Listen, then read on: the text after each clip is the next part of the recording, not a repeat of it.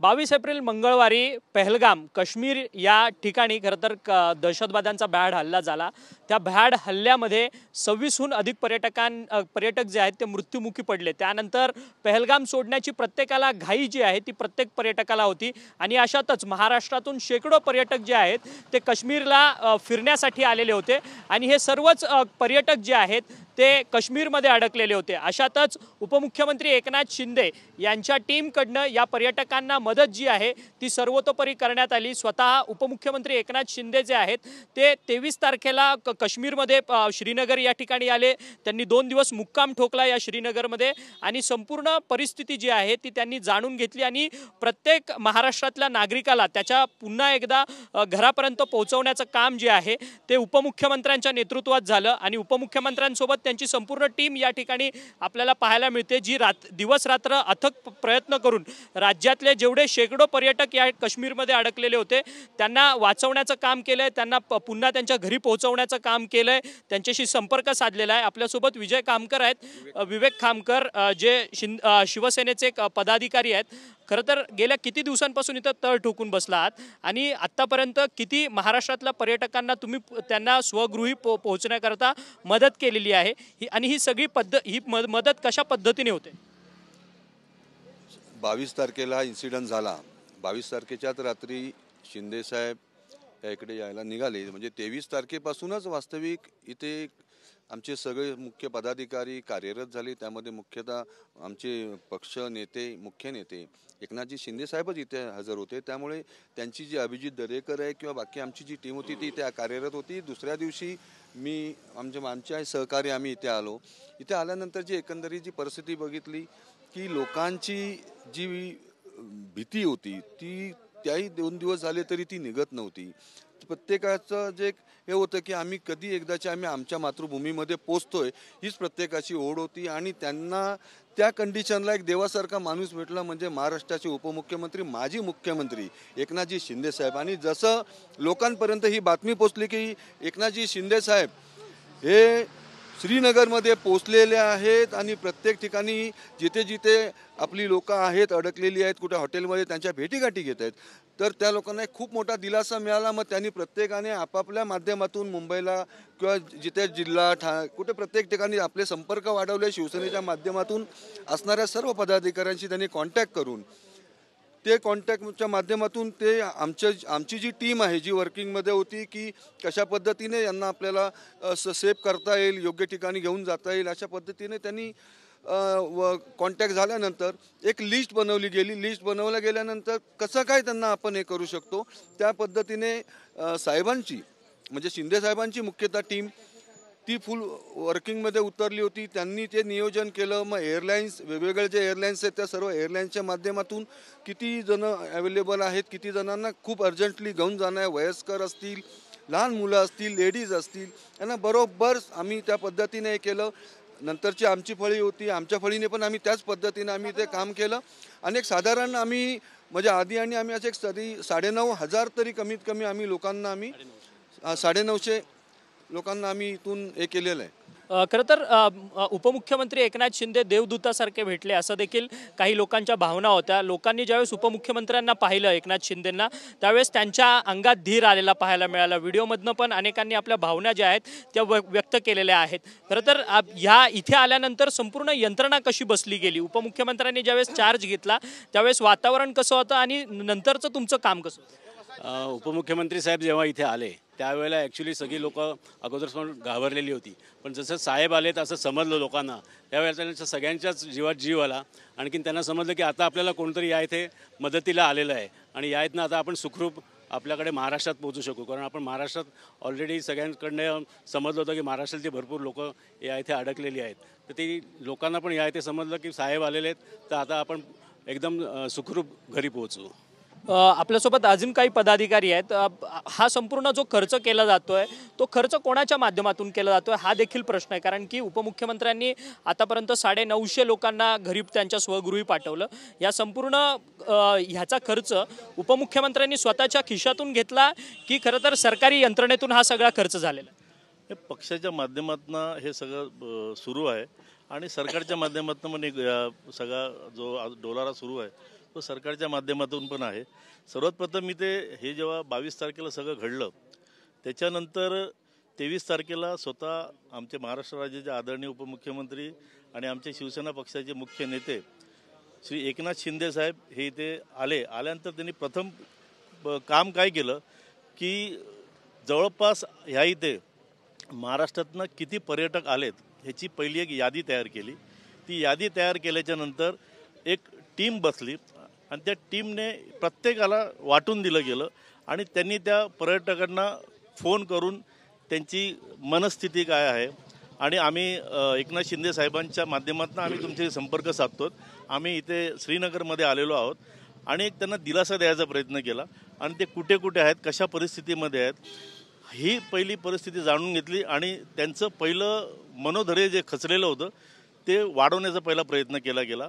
त्याच्यानंतर मग जे काही पर्यटक ज्या हॉटेल्समध्ये थांबले होते त्या ठिकाणी स्वतः उपमुख्यमंत्री शिंदेसाहेब जेव्हा जाऊन भेटले त्यावेळेस लोकांना एवढं गहिवरून आलं की स्वतः ते आल्याच्या नंतर म्हणजे बऱ्याच जणांतर म्हणजे अश्रू म्हणजे आवरता आले नाही. आणि मग त्यांनी एक गोष्ट लक्षात आली की त्यांनी सांगितलं की साहेब तुम्ही आता आलात ना, मग आता आम्ही बिंदास आहोत, आता आम्ही सही सलामत आमच्या महाराष्ट्र किंवा आमच्या घरी आम्ही जाऊ. हा एक जो विश्वास जो आहे तो शिंदेसाहेब ज्यावेळी इथे आले आणि एक म्हणतात ना की आपला कोणतरी घरातला प्रमुख माणूस आला, आमचा मोठा भाऊ आला, ही एक लोकांमध्ये आम्हाला भावना बघायला मिळाली. आणि ह्याच पद्धतीने मग ज्यांना जायचं होतं अशा लोकांची एक आम्ही लिस्ट तयार केली गेली आणि ते लिस्टच्या माध्यमातून मग ती पूर्ण लिस्ट तयार करून ज्यांना जायचं आहे अशा लोकांना लिस्ट पुढे आमची एक ॲडमिनिस्ट्रेटिव्ह टीम होती. ती टीम पुढचं म्हणजे बुकिंग वगैरे ह्या ज्या सगळ्या गोष्टी आहेत ते सांभाळत होती. ते सगळं झाल्याच्या नंतर परत ती जेव्हा तिकीट त्यांची तयार व्हायची ती तिकीट आल्याच्यानंतर मग परत आम्ही त्यांना संपर्क साधायचो की बा तुम्ही ह्या वेळेला तुम्ही ह्या ठिकाणी यायचं आहे आणि त्याच्यानंतर त्याच्यात पण मग सॅग्रिगेट केलं जायचं की बा कुठल्या फ्लाईटने जाणार, किती वाजताच्या जाणार आणि त्याप्रमाणे एक यादी तयार करून त्या यादीवर टीम नेमली गेली आणि जवळजवळ एक 2-2.5 तास त्यांना आम्ही अगोदर बोलवायचो, त्यांचं मनोधैर्य आम्ही वाढवायचो. शिंदेसाहेबांनी आम्हाला तुमच्या खास संरक्षणासाठी आणि देखरेखीसाठी आम्हाला इथे पाठवलेलं आहे आणि आम्हाला परत सुखरूप घेऊन जाण्यासाठी ही जबाबदारी आम्हाला दिलेली आहे. त्यामुळे त्या याच्यातनं आम्ही काम सुरू केलं आणि आज जवळपास एक 900-950च्या आसपास पर्यटक आम्ही महाराष्ट्रामध्ये पाठवलेले आहेत. आता जोपर्यंत आम्हाला एक म्हणजे आपण म्हणतो ना आमच्यामध्ये एक आदेश आहे की जोपर्यंत शेवटचा पर्यटक घरी पोचत नाही तोपर्यंत तुम्ही श्रीनगर सोडायचं नाही. खरं तर शेवटचा पर्यटक महाराष्ट्रात पोहोचत नाही तोपर्यंत काश्मीर सोडू नका असे आदेश उपमुख्यमंत्र्यांनी दिलेत. बाजीराव चव्हाण आहेत. बाजीराव चव्हाणजी, तुम्ही काल सुद्धा देखील आदिल हुसेन शहाच्या घरी गेलेला होता. जो आदिल हुसेन शहा दहशतवाद्यांशी लढता लढता त्याला कंठस्नान आलं, पर्यटकांचा त्याने प्राण वाचवले. उपमुख्यमंत्र्यांनी तिथं देखील भरभरून मदत केली, त्यांचं घर बांधण्याचं आश्वासन दिलं, त्याचसोबतच 5 लाख रुपयांची रोख रक्कम त्यांच्या कुटुंबाला दिली. परंतु हे घर बांधण्याचं आश्वासन आहे, ती जबाबदारी तुमच्यावरती दिली आहे कारण की तुम्ही इथे उपस्थित होता. ते कधीपर्यंत पूर्ण होणार? नाही, 2 महिन्यामध्ये मी साहेबाशी बोललो, पण साहेब म्हणले जेवढं लवकरात लवकर करणं होईल तेवढं करून द्या, पण 2 महिन्याच्या आतमध्ये आम्ही त्यांना घर व्यवस्थित बांधून आणि त्यांचा गृहप्रवेश साहेबाच्या हाताने आम्ही करू. पण सातत्यानं उपमुख्यमंत्र्यांनी ही मदत केल्यानंतर त्याची चर्चा जी आहे ती राज्यभरात नव्हे तर देशभरामध्ये होताना सध्या आपल्याला पाहायला मिळते, कारण की एक वेगळं पाऊल उपमुख्यमंत्र्यांनी उचललं. नाही, कारण की साहेबांना ज्यावेळेस ही घटना कळल्यानंतर की ज्या एवढं मोठं जे एक आदिल शहानी आपली स्वतःचा जीव जवळतोड लढला, ते बंदूक हिसकवण्याचा प्रयत्न पण केला, ते ज्यावेळेस साहेबाला कळलं किंवा ह्या घराच्या ह्याच्या कुटुंबाला करता धरता कोणी नव्हता आणि तो करता धरता गेल्यामुळे आणि त्याचं घर अक्षरशः तुम्ही पण काल पाहितलं अक्षरशः पावसामध्ये ते गळत होतं. ही गोष्ट साहेबाला कळल्यानंतर साहेबांनी सांगितलं की लवकरात लवकर घर झालं पाहिजे. म्हणून हे संवेदनशीलता जसं साहेबाला बोलतात संवेदनशील उपमुख्यमंत्री एकनाथ शिंदे, त्याच्यामुळे ह्या गोष्टीची महाराष्ट्राच्या बाहेर पण ही चर्चा, देशामध्ये पण ही चर्चा चालू आहे किंवा इतक्या लवकर निर्णय घेणारा, जसं तुम्ही स्थानिकाशी पण चर्चा केली, स्थानिक लोक सुद्धा म्हणतात किंवा एवढी तत्काळ मदत करणारा पहिला असा लीडर आहे की जैसे की बोले की नहीं महाराष्ट्र में जैसा लीडर है ऐसा लीडर हमारे जम्मू में क्यों नहीं है, ऐसे आपने भी देखा, सब लोग ये बोल रहे थे. मंगेश चिवटे आहेत, उपमुख्यमंत्री कार्यालयाचे वैद्यकीय सहायता कक्षाचे प्रमुख आहेत. मंगेश चिवटेजी, किती दिवस तुम्ही तळ ठोकून आहात? कारण की प्रत्येकाने आपापली कहाणी सांगितली, कशा पद्धतीने पर्यटक शोधले, त्यांना त्यांचं सॅग्रिफिकेशन केलं, त्यांना पुन्हा पाठवण्यात आलं. तुम्ही किती दिवसापासून तळ इथे ठोकून आहात? आपण बघत आहात की पहलगामचा जो दुर्दैवी दहशतवादी हल्ला त्या ठिकाणी झाला, त्याच्यानंतर आदरणीय एकनाथजी शिंदेसाहेब तात्काळ या ठिकाणी पोहोचले, श्रीकांत शिंदेसाहेबांची टीम पोहोचली आणि मदत कार्याला वेग आला. आणि यानंतरच्या काळामध्ये अभिजितजी दरेकर यांच्या नेतृत्वाखाली पहिली टीम होती, नंतर ही डोंबिवलीहून दुसरी टीम आली, तिसरी टीम आमच्या माध्यमातून, बाजीराव चव्हाणजींच्या माध्यमातून या ठिकाणी श्रीनगरमध्ये गेल्या 2 दिवसांपासून आम्ही तळ ठोकून आहोत. आणि आम्ही या ठिकाणी आल्यानंतर आपल्याला कल्पना आहे की इथे नंबर पोस्टपेड घ्यावा लागतो, इथे नंबरची अडचण आहे. आम्ही आल्या सोशल मीडियाच्या माध्यमातून आमचे नंबर जाहीर केले आणि तात्काळ मोबाईलवर खूप मोठ्या प्रमाणामध्ये अडकलेल्या पर्यटकांचे आम्हाला कॉल्स यायला सुरुवात झाली की आम्हाला या ठिकाणी या भागामध्ये आम्ही आहोत. विशेषतः जम्मू भागातून 18 तास प्रवास करून आज सकाळी काही पर्यटक श्रीनगरमध्ये दाखल झाले आणि आम्ही त्यांना एअरपोर्टवरून मुंबईला त्यांच्या घरी सुखरूप त्या ठिकाणी पाठवण्यात आम्हाला यश मिळाले. आज ज्यावेळी ते पर्यटक आले होते त्यावेळी एकनाथजी शिंदे साहेबांच्या विषयी भावना व्यक्त करताना त्यांच्या डोळ्यात अक्षरशः अश्रू येत होते. ते असं म्हणत होते की आम्हाला सुखरूप गावी घरी आमच्या जाऊ की नाही याची शाश्वती नव्हती. आणि आज आम्ही एअरपोर्टवर पोहोचलेलो, सुरक्षितपणे आम्ही घरी जातो आहे. लाडक्या बहिणींचा लाडका भाऊ एकनाथजी शिंदे साहेब आमच्यासाठी धावून आले, अशा पद्धतीच्या प्रतिक्रिया या सगळ्या लाडक्या भगिनी या ठिकाणी व्यक्त करत होते. मला असं वाटतं कालपर्यंत 600 सव्वा 600 आणि आजपर्यंत जवळपास एक 250-300 पर्यंतचा आकडा गेलेला आहे. गेल्या 4 दिवसांमध्ये मिळून 900 ते 950 पर्यटक मराठी भाषिक बांधव आपापल्या घरी सुखरूप त्यांना पाठवण्यात आम्हाला यश मिळाले. आणि आदरणीय एकनाथजी शिंदे साहेबांचा, श्रीकांतजी शिंदे साहेबांचा आम्हाला आदेश आहे की ज्या पर्यटकाला या ठिकाणी असं वाटतंय की बाबा आम्हाला या ठिकाणाहून सुखरूपपणे घरी जायचं आहे, तो शेवटचा पर्यटक घरी आपल्या सुखरूपपणे पोहोचेपर्यंत तुम्ही या ठिकाणी थांबायचे. त्यामुळे आम्हाला माहीत नाही आम्ही या ठिकाणी किती दिवस असू, परंतु एक ग्वाही या निमित्तानं देतो ज्या मराठी भाषिक बांधवांना, मराठी पर्यटकांना, महाराष्ट्रातील कुठल्याही कानाकोपऱ्यातील असो, तर आम्हाला तुम्ही थेट संपर्क करू शकता. या ठिकाणी राहायच्या व्यवस्थेपासून, जेवणाच्या व्यवस्थेपासून, परत जायच्या व्यवस्थेपर्यंत सगळी व्यवस्था ही एकनाथजी शिंदे साहेबांनी स्वतः केली आहे. मगाशी तुम्ही जो प्रश्न विचारला त्यावर देखील मला बोलायचं आहे की खूप चर्चा सुरू झाली आहे की बाबा सरकारची मदत असताना हे एकनाथजी शिंदे साहेब स्वतःहून का एवढा सगळा इनिशिएटिव्ह घेतात. तर मला या ठिकाणी त्या विरोधकांच्या किंवा टीकाकारांना पण उत्तर द्यायचं आहे की आजपर्यंतचा एकनाथजी शिंदे साहेबांचा तुम्ही इतिहास पहा. केरळचा महापूर असू दे, सांगली कोल्हापूरचा महापूर असू दे, महाड चिपळूणची दुर्घटना असू दे, महालक्ष्मी एक्सप्रेसची घटना असू दे, पहिल्यांदा जर कोण महाराष्ट्रातला मराठी नेता त्या दुर्घटनेच्या ठिकाणी, आपत्तीच्या ठिकाणी मदत करायसाठी धावत पोहोचतो तो म्हणजे एकनाथ संभाजी शिंदे. आणि म्हणून या सगळ्या संकटाच्या काळामध्ये शिंदे साहेब स्वतः या ठिकाणी दाखल होतात आणि ते नेहमी म्हणतात की आपत्तीत कामाला येत नाही ती संपत्ती काय कामाची. आणि म्हणून शिंदे साहेबांच्या माध्यमातून जरी ह्या सगळा खर्च आणि सगळ्या गोष्टी होत असल्या तरी ह्या सरकारच्या माध्यमातून जे प्रयत्न होत आहेत पर्यटकांना सुखरूपपणे महाराष्ट्रामध्ये घेऊन जायचे, त्याला हे परस्पर पूरक आहेत, कॉम्प्लिमेंटरी टू इच अदर आहेत. आणि त्याच्यामुळे टीकाकारांनी काही फेसबुक लाईव्ह करण्यापर्यंत त्यांनी मर्यादित राहावं. काम करणारा माणूस आहे. एकनाथ शिंदे साहेब नेहमी म्हणतात की शिवसैनिक हा लोकांच्या दारात शोभून दिसतो आणि विशेषतः आपत्तीच्या काळामध्ये धावून जाणं हे माझं नैतिक कर्तव्य आहे. आणि म्हणून या ठिकाणी आम्ही हे सगळे एकनाथ शिंदे साहेबांची टीम, श्रीकांत शिंदे साहेबांची टीम अहोरात्र या ठिकाणी. परंतु मंगेशजी, तुम्ही म्हणतात की आपत्तीत धावून जाणारा नेता आहे, परंतु याच आपत्तीत धावून जाणाऱ्या या लाडक्या भावावरती टीका होताना पाहायला मिळतात.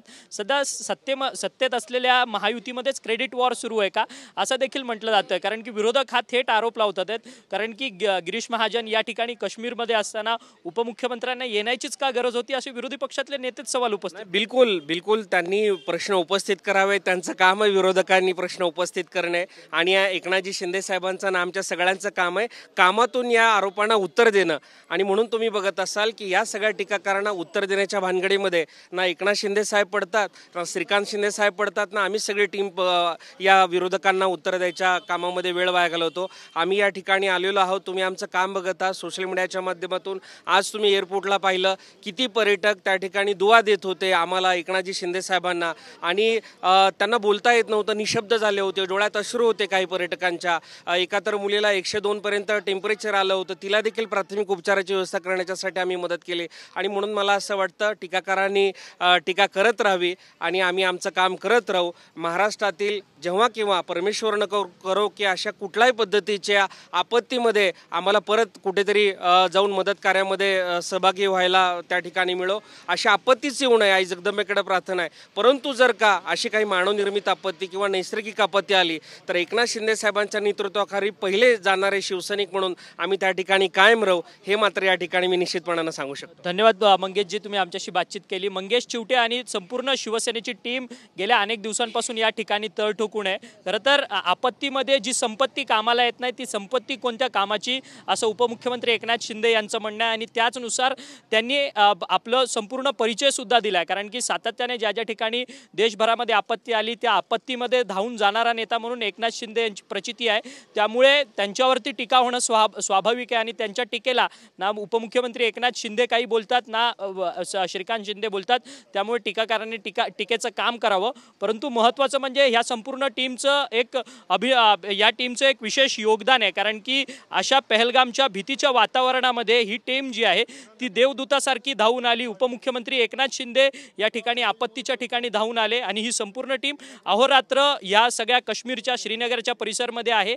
आणि सर्वच पर्यटकांची माहिती या टीमने घेतलेली आहे. आणि सर्वच महाराष्ट्रातल्या पर्यटकांना सुखरूप आपल्या घरापर्यंत सोडण्याचं काम जे आहे ते यांनी खांद्यावरती घेतलं. आणि शेवटचा पर्यटक महाराष्ट्रातला आपल्या घरी पोहोचत नाही तोपर्यंत आम्ही हे श्रीनगर आणि काश्मीर सोडणार नाही, अशी जबाबदारी देखील या टीमने घेतलेली आहे. त्यामुळे या टीमचं तर खरं तर कौतुकच मानावं लागणार आहे. आणि या टीमकडनं ते काम देखील या ठिकाणी होताना सध्या आपल्याला पाहायला मिळतंय. जर्नलिस्ट खंडू कसबेसह अक्षय मंकणी, TV9 मराठी, श्रीनगर.